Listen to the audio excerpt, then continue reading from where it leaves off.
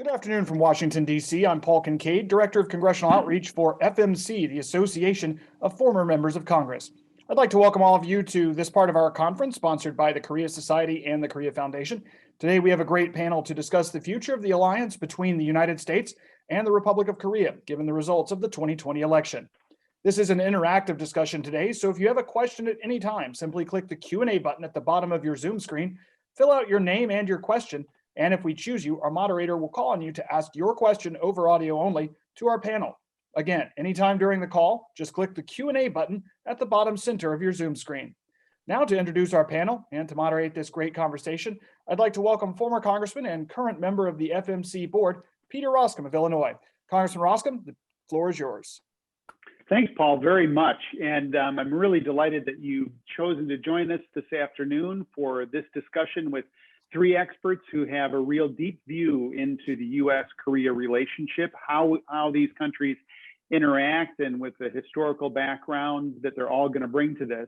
But none of this would be possible if it were not for the Korea Foundation and the Korea Society, who are sponsors of this event and this gathering. This is the second in a series of 4 conversations that we're having, and we encourage you to participate in each one. And like Paul said, if you've got a question for the panelists, just go to the Q&A section, type it in, and we'll get to as many questions and comments as we possibly can. So let's get right to it. What I'd like to do is let me just read a paragraph about each of our guests, and indulge me while I read, but I think it's important for me to make sure that you understand the caliber of the work that they've been involved with. Our first guest is Professor Jin Young Lee, who's a political scientist who studies East Asian security at the intersection of history, area studies, and international relations. She's the author of China's Hegemony, 400 Years of East Asian Domination. Her current book project, The Great Power Next Door, is a historically informed analysis of when and how China has chosen to militarily intervene in the Korean Peninsula. Her other works concern the impact of China's rise on the U.S. alliance system in East Asia today and South Korean foreign policy. So welcome, Professor. Our next guest is Professor Uk Heo, who is a distinguished professor at the University of Wisconsin-Milwaukee, not too far from me here in Chicagoland. He specializes in international relations, comparative politics, Asian politics, and particularly the Korean Peninsula. He serves as the editor of the journal Asian Survey, having previously served as the associated editor of the Korea Observer, and he's been working at the University of Wisconsin-Milwaukee Department of Political Science since 2005. And finally, Professor Myung-koo Kang, who I'm going to refer to as MK with his permission, is currently teaching at Baruch University in the CUNY system, or CUNY system, in New York City, specializing in international and comparative political economy, especially focusing on financial crises and government's macroeconomic policy responses, both in the cross-national and Asia-specific context. He's published many articles on financial crisis and reforms, and before his current assignment, he taught at Claremont McKenna College in California from 2008 to 2012. Okay. So all those 3 paragraphs tell you that these are really 3 bright, smart people that have spent a lot of time focusing in on the part of the world that we want to talk about, in particular, talking about this relationship, the U.S.-Korea relationship. Uk, let's start with you. As you're a longtime observer of these things, what is it that you see as key opportunities with these changes in a new administration? What are the opportunities in the U.S. ROK relationship, and what are the challenges? What do you think as you're looking out there compared to other new administrations that have come in the past? Well, compared to other administration, I'm not sure, but at least compared to the Trump administration, there will be opportunities, because in many ways, the Trump administration was rather idiosyncratic. He, in my opinion, ignored the policymaking systems embedded in the government. And he used a different approach, such as dealing with North Korea top-down summit meetings and he emphasized political gains or political, I guess, shows that he can put up on the media. So his approach, especially based on America First, caused a lot of trouble with other allies and Korea as well. And defense burden sharing is one issue which has not been resolved. And on the other hand, the Biden, longtime lawmakers, and is familiar with the US government system. See, in that respect, Donald Trump was an outsider. He was not a traditional politician. So anyway, President-elect Biden, the Biden administration will go back to the old system that he utilized, the system embedded in the government, so more of bottom up, and respects the policy-making process in the system. So there will be more opportunities for them to deal with that. Another one is, see, the Trump administration's approach in many ways was unilateralism. The US leads and tends to make demands. But I would say the traditional approach of the US government was multilateralism, respect the system that exists in the world. So in that respect, I anticipate that the Biden administration will go back to the Paris Accord or CPTPP and all these international organizations or regimes, so that multilateral, based on that, there will be more negotiations. So rather than unilateral, it would be multilateral. There will be more communications. And as a result, there will be more opportunities for Korea to negotiate and have dialogue with the US in a meaningful way. At the same time, challenges stemmed from the US-China rivalry will be still there, and China's rise and China's behavior and US perception of China will continue regardless of the administrations. So I expect that Korea will be under pressure to choose in some ways between the US and China in certain areas, and that is not going to change.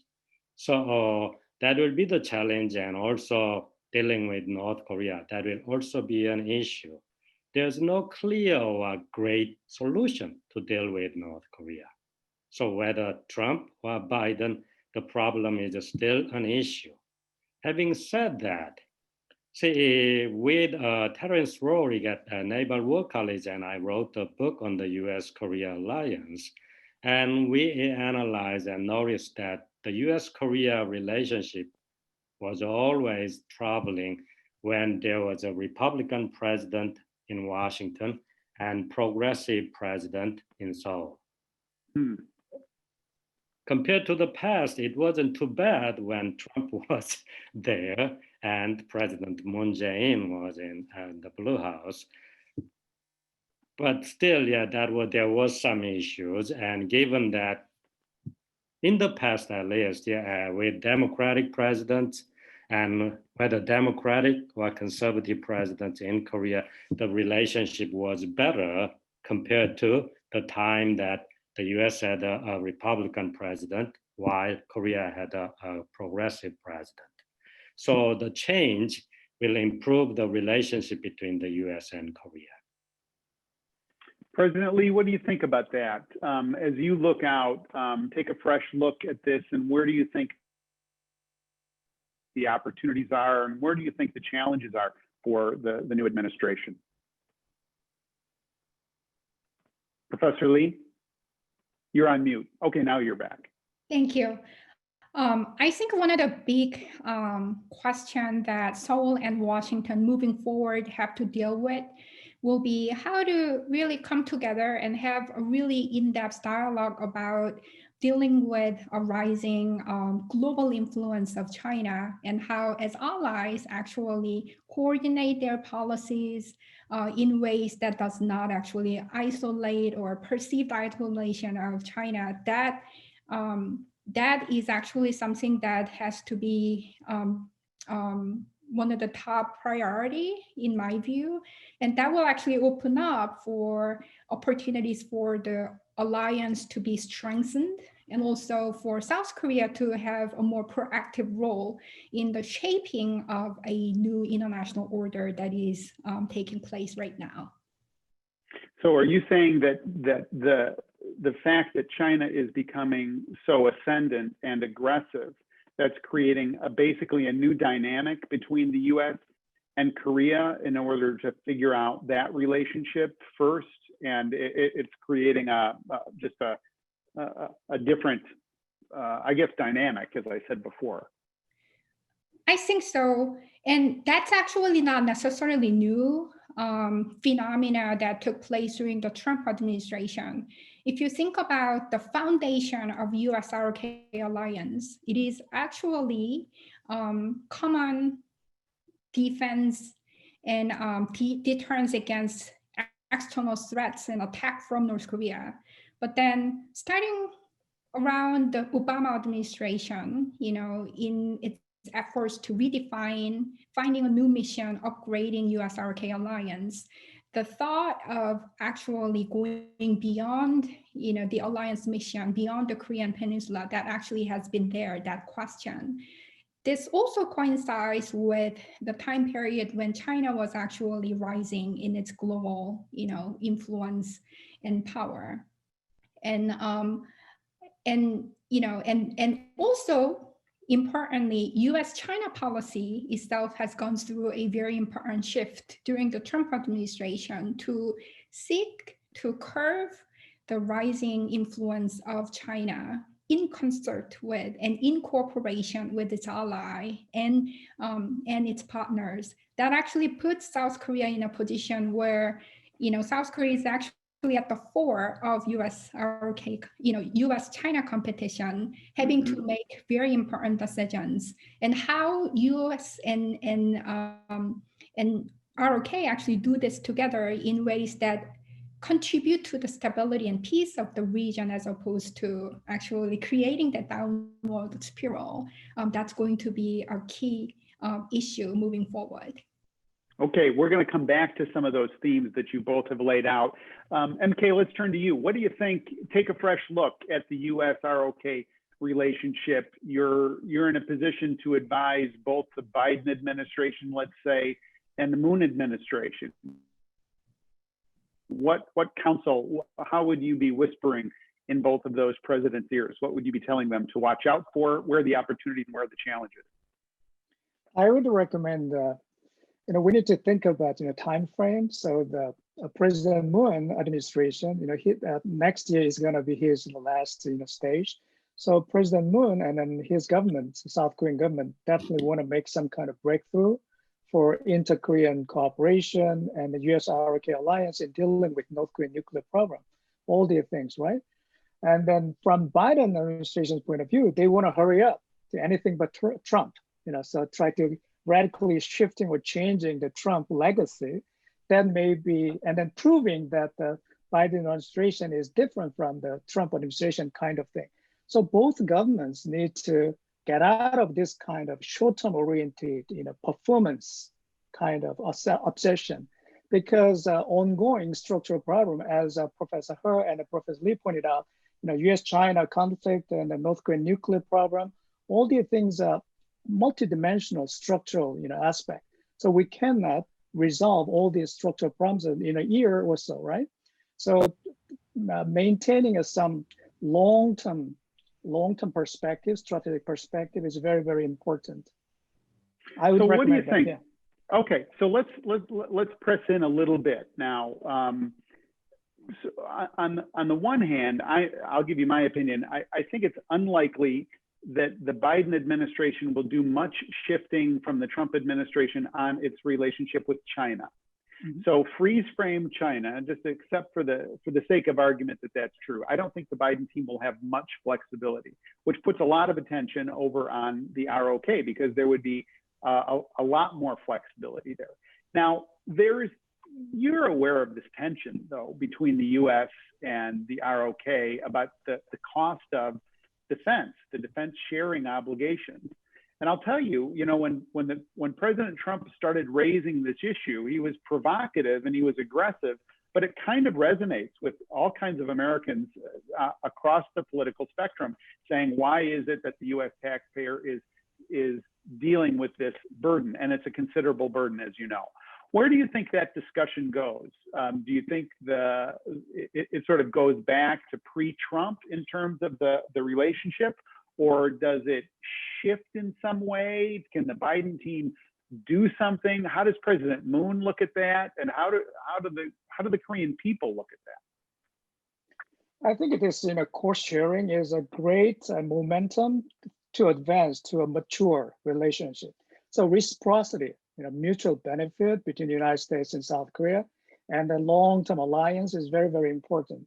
From that point of view, this course sharing policy, unilateral approach adopted by the Trump administration was somewhat ridiculous to the Korean public, Korean people, because the increase rate was 5 times, 500% in 1 year, and that's too much. And then the demanded amount, $5 billion, is about 10% of Korean entire national defense budget, annual defense budget. So that's too much. So from the Korean people's perspective, it's not acceptable at all. And I think the Trump administration might have used this kind of 5 times increase of cost sharing as a kind of negotiation, leverage against the South Korean government, because there are other military and security and economic issues involving between the two countries, right? But from the Korean people's perspective, they want to be respected in terms of democracy. So we to think about, from the other country's perspective. For instance, let's imagine the South Korea demand to the United States that after 66 year, long-term good relationship, and all of a sudden, and the South Korean government demand, 5 times increase of, burden sharing. And if that's the case, how would the American public would accept that kind of, demand, right? So mutual understanding and the democratic procedure in both sides is very important. I think this cost sharing issue, in a sense, gave us a chance to think about from the other country's perspective, and especially the value of common shared value, and then common interest and common denominator in terms of co-prosperity between the two countries. So I look at this cost sharing conflict as a kind of good momentum to advance to a further, better kind of relationship between the two countries. Professor Lee, let me pose the question to you, and I'll pose it a little bit differently. So if you look at the American political spectrum right now, you see the progressives on the one hand, and conservatives or libertarians kind of at the other end of the spectrum. And I don't want to overstate or overcharacterize this, and I want to get to this notion of pulling back from U.S. forces in Korea, if that's a possibility. But among, some progressives say, hey, the United States doesn't deserve to lead the world. You know what I mean? It's kind of got this low view of U.S. foreign policy, and I'll just leave it there. They have a low view of U.S. foreign policy and U.S. intervention. And you've got some on the libertarian end of the scale of the spectrum that say, we can't afford to do these things. So different motivations, but getting to the same place, that is pulling back from the U.S. or from these sort of forward deployments. And even though you and I know how important the U.S. presence is in Korea, you see where a growing, not a majority by any stretch of the imagination, but a growing group of Americans begin to say, well, I don't know why are we doing this? Professor Lee, what do you think the possibility is of the pulling back of the U.S. military commitment on the peninsula? That's a very difficult and important question. I am aware that there is an ongoing debate about the future of U.S. alliances globally and U.S. alliance system in Asia. If we think about this question from a historical point of view, it is true that a set of bilateral alliance relationships were built after the end of the World War II as part of post-war international order construction. So this question, I believe, is tied to the question of what kind of future the United States envision itself to be, what role it's going to play, right? And as long as the United States, in conjunction with its political culture of liberalism, these values that it wants to see the world to share, I do believe that, maybe detailed discussions about the troop sizes and all that may be left with, strategists, but alliances actually have evolved more than the forces, right? And the symbolism and domestic political implications and the impact of forces on the relationship itself actually have become very important. So what will be important is to really adapt to the new realities of international security environment, where a lot of security challenges these days are not necessarily, this third party attacking, one of the allies, invoking the 1954, mutual treaty. It's more in the areas of cybersecurity, technological R&D. What can allies do to promote the public good in ways that creates that synergy without necessarily making anyone feel isolated or targeted? That's going to be the big question. And I actually think that the United States is in a really good place to lead these efforts. And South Korea will actually be very willing to, work together with, and actually it has its own resources and resources to contribute to the public good in these areas. So it's a lot to catch up with the changes in global politics. It's no longer that post-war, World War II kind of international security environment, so we need a new kind of, in a sense, mandate and mission, to create this sense that alliances are not simply about this targeting this enemy to defend against, and, so that's where I would go with the future of U.S. alliance system. It's actually, from a cost-benefit calculation point of view, if you pull the troops out and actually say, hypothetically dissolve the alliance, I actually don't think it makes a lot of cost-benefit calculation. From that analysis point of view, I think United States will lose more than gain. Can I add, 1 cent? Oh, go ahead, MK. Oh, yeah, in terms of the cost-benefit analysis, as Professor Lee has already pointed out, I just checked it out. What's the annual defense budget here in the United States? It's around $700 billion. And then the cost of maintaining US troops in South Korea, it's estimated about $2 billion. And then Trump administration requested, including the salary of those US soldiers, requested $5 billion, right? So $5 billion out of $700 billion. So it's less than 0.006%. And it's really minimal in terms of relative cost in the US national defense budget. So in terms of cost benefit aspect, I think US public and then people who support this withdrawal of the US troops, they need to think again. Okay.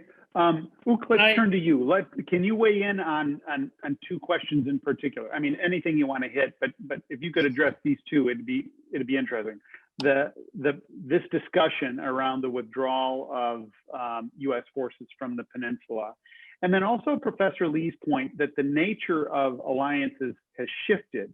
And could you speak to this differentiation now? We've been talking, in America, a lot about China for the past 4 years in particular, and even Hillary Clinton, when she was campaigning, wanted to get out of the Trans-Pacific Partnership, which was a foreshadowing of a shift, a bipartisan shift in the U.S. disposition towards China. So China is this large, incredibly significant influence right now that's gotten more and more aggressive in East Asia in particular, and with Belt and Road all over the region.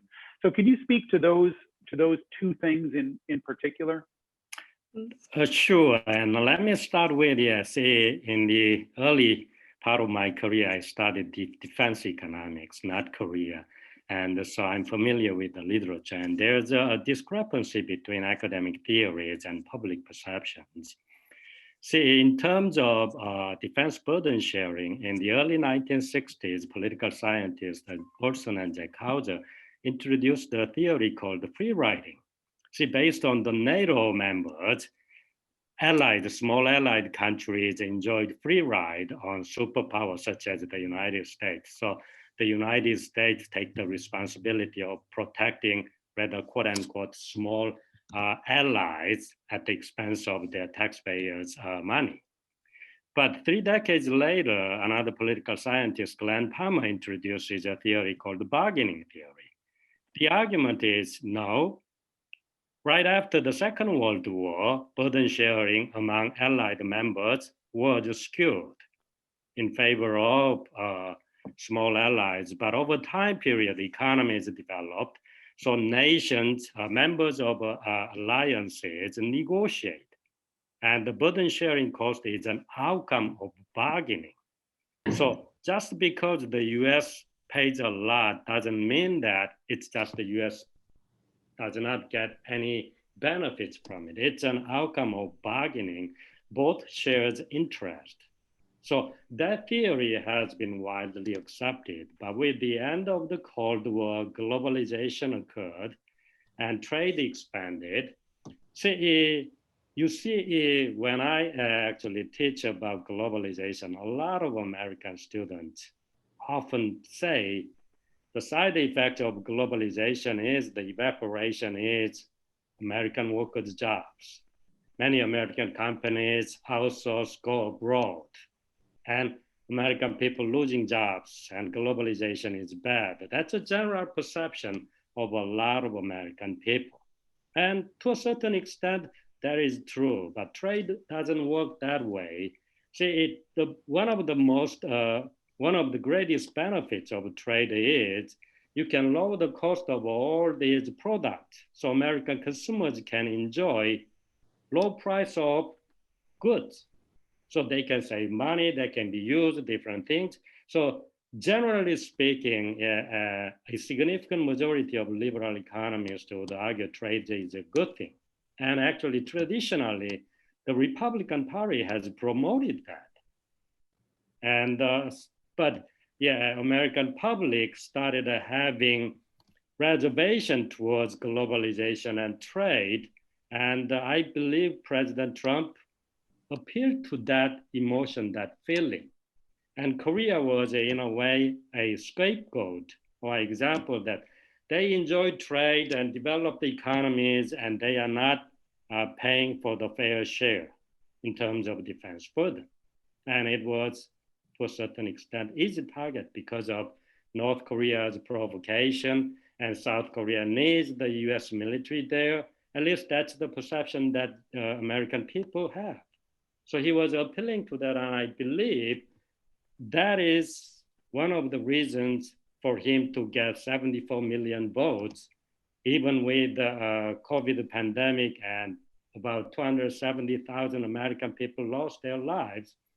It's a terrible job, in my opinion. That many people died, and the United States, you know what, at one point, it was a dreamland in the universe. Everybody wanted to come to the US. But you compare to other countries in terms of COVID death, the United States is at the rock bottom. It's a terrible job. But President Trump managed to get 74 million votes. Where did that come from? Because American people perceived that they were isolated. They did not enjoy the benefit of globalization, trade, and all this. And so in terms of dealing with foreign countries, the United States is doing too much for others, not enough for American people. A lot of American people have that perception, and President Trump was appealing to that feeling. Anyway, going back to the Korea context. With that, Korea was an easy target, and Korea needs US help. in terms of dealing with North Korea. Korea enjoyed 11th or 12th largest economy in the world, depending on the year.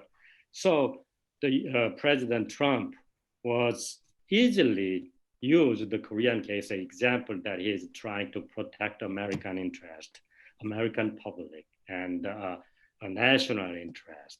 But going back to this, see, whether American troops are located in Korea or US or anywhere, they have to be paid by American taxpayers' money. So personnel costs should come from the US government budget. And whether they are located in Korea or the US, Europe, Latin America, anywhere in the world, there's an operation and maintenance cost. So this asking for paying personnel cost seems to be rather unreasonable. In terms of sharing the operation and maintenance cost, I believe that there's a room for improvement. And so based on that, I believe, the negotiation will move towards raising Korea's burden sharing. But how much? There will be a cap that Korea could afford or willing to do. So in terms of communications, I believe with the Biden administration, there will be an improvement and the talk between the two countries will be smoother, in my opinion. Well, let me invite our audience to participate. If you've got a question, just go at the bottom of your Zoom screen and click on the Q&A, type in your question and we'll see it and we'll get to it. And so like I said, just go to the Q&A section. So let's shift a little bit because there's, I'll give you a little glimpse. At some point, I want to bring in the question of Japan, which I know is always interesting and controversial. But let's stick with China for a minute because, you know, the U.S. public generally has made up its mind that China is becoming increasingly aggressive. And this is not just Trump or sort of at the very senior leadership level. What you're seeing, you know, tomorrow, the House is going to be voting on a bill that delists Chinese companies in 3 years from American exchanges. It's the Holding Foreign Corporations Accountable Act that went out of the United States Senate in May unanimously. Think about that. A Senate that can hardly agree about what time of day it is agrees completely that they want Chinese companies and access to capital markets to play by an entirely new set of rules. And I predict that'll pass the House tomorrow with the big vote and the president will sign it. What does that tell you? That tells you that American attitudes generally are shifting towards China. Okay, if that's true, what is China doing vis-a-vis Korea to try and either put a wedge between the U.S.-Korea relationship, to induce, to pressure, you know what I'm trying to say. MK, what do you think?